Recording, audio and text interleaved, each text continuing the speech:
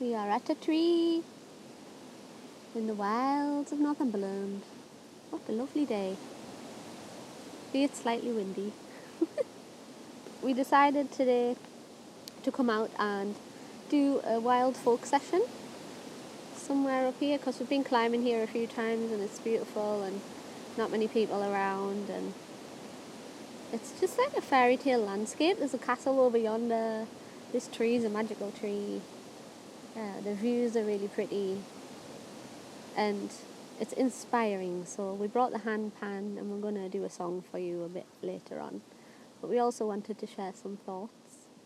Today's thought is about how the BBC Radio 1 weekend has just happened in Sunderland, and it's funny seeing such a big event happen in our small city, and it made me think, well, I mentioned it to John, that a lot of the people who are performing there are people who we haven't really heard of, but they seem to be like household names.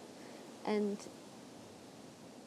it's funny how the next generation of household names just pop up seemingly out of nowhere. And what we were thinking was, it's funny because sometimes you'll not see all the work that goes on behind the scenes. People can work and work and work in the music industry for 20 years plus, like us, and like you don't hit the big time. And then other times you can get picked up by labels and the money behind you to be able to seemingly pop out from nowhere and become the next big thing.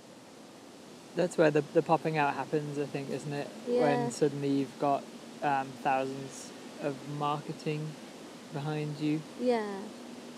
And we are weird because we're very niche. Our stuff isn't for everyone. But would it be for everyone if there was £1 million marketing behind us? I don't know about that. Not that we want that, but we're just pondering on this because it's interesting to think about. It also makes you think how nice it is, and how I wouldn't have it any other way, to be part of such a community of grassroots music, and to be described as something that isn't like anything else. I've had lots of that recently, like on the internet and in real life. People say that we don't sound like anyone else, which is really cool. Yeah, because we could, like, we've been writing songs for 20 years. We could hedge our bets and write catchier songs and hope for the corporate backing, Yeah. the backing of Radio 1 and of the record labels and things. It might make it more likely that we get that kind of support. But we try to write what's authentic to us, and if that means that we have a much smaller following but of like people that are actually hardcore into it, then it's worth it. Our approach has always been DIY as well, in that we know it's a long road and we just work really hard. Yeah. It used to kind of be like when we started in the music industry, people would just play gigs and wait to be seen by someone from A&R, a record label or something like that, wait to get picked up. You get the backing and then it happens. But the industry doesn't really work like that anymore anyway, apart from for the 1%. So we're kind of in for the long haul, and we know that it's a slow build, and we're really happy with the community that we've built around what we do as well. Mm-hmm. After so long, it's finally sort of catching on. Like I've seen a lot of results recently after having nothing for a long time, like sometimes you feel like you're in a stagnant pond and like the water is not refreshed for a long time, and you're putting all this effort in and it's just sort of floating on the surface and no one's really noticing. And then all of a sudden I feel like a waterfall has happened for us into our pond. Like we've got so many more followers, like thousands and thousands of followers over platforms, and I'm just so happy that people get to hear what we do, and it's so nice, so thank you. I guess the point being that at some point you just reach critical mass. You just keep doing what you do. But this might be the case with the big names that are on the Radio 1 big weekend as well. People seem to appear out of nowhere, but you don't see the grind that went before. But like Olivia Dean was on BBC Introducing Stage in 2023, I think.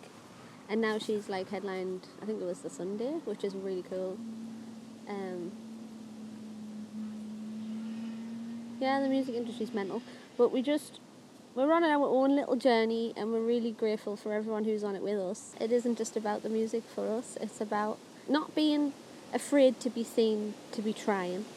And effort is kind of out of fashion at the moment. To be seen, to be trying is cringe, but you know what it is? We try really hard. We try so hard, like so hard. I wake up and the first thing that's on my mind every morning is, right, what am I going to make today? What is going to be put out into the world by us today? How can we progress our little musical journey that we're on? And what's the next thing I need to organise for the next gig? What am I going to wear? Like, that's a massive thing. Like, what's my next outfit going to be? And I spend ages fretting about what I'm going to wear.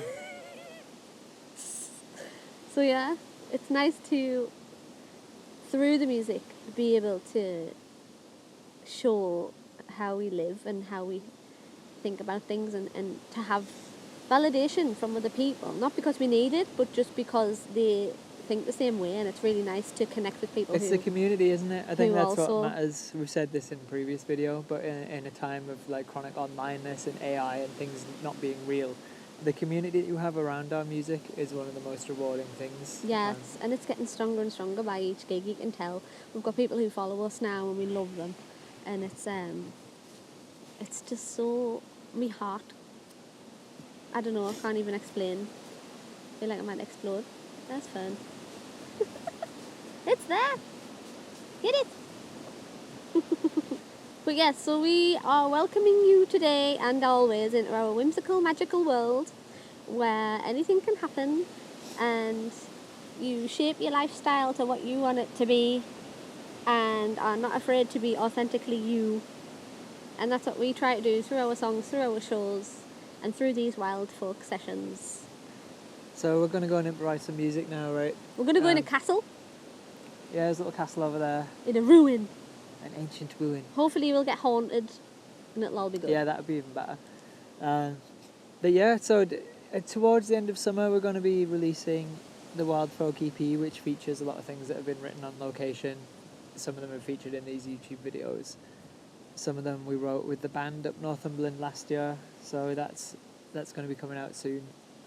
On the 21st of June this year, summer solstice, a surprise EP will be released.